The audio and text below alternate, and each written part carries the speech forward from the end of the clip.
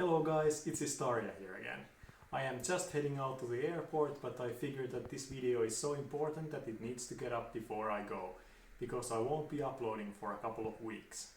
So, I have been getting this question a lot on the community support channels and elsewhere on the social media, because people don't really understand what spread is and mean, so I figured instead of answering them individually, I will just make a video and they can all watch it together. So, here we go.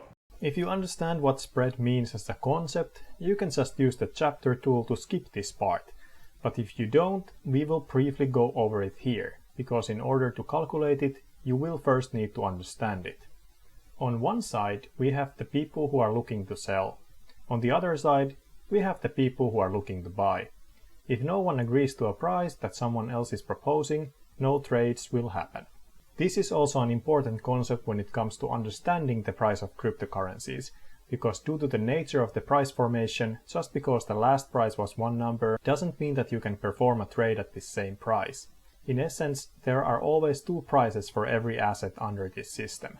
Because of this, a lot of the prices you see everywhere are just approximations, which are typically close enough but not exact. Moving on to Crypto.com. The app is not an exchange, so it works a little bit differently.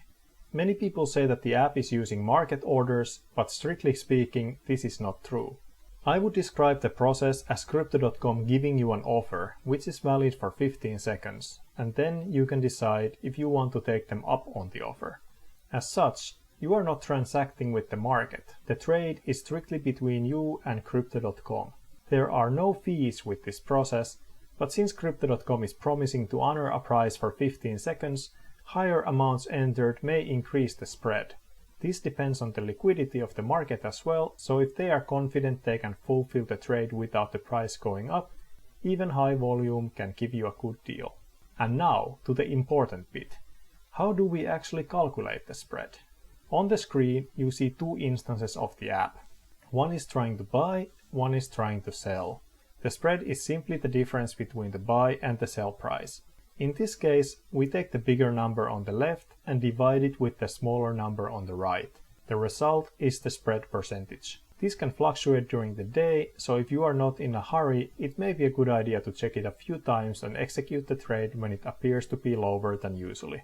Additionally, if you are only doing one part of the trade instead of the whole trade, like for example you already have some USDC, and are looking to top up your card with it, you can and should calculate your losses to spread with a 50% multiplier. So in this case the loss is 0.22%, give or take. And that's it for this video. Despite being rather simplified, I hope it got the method across and you learned something today. While you are here, let me invite you to partake in a lot more instructional and other cool stuff here on the channel. I would appreciate it if you looked around. Thank you for watching and see you in the next one.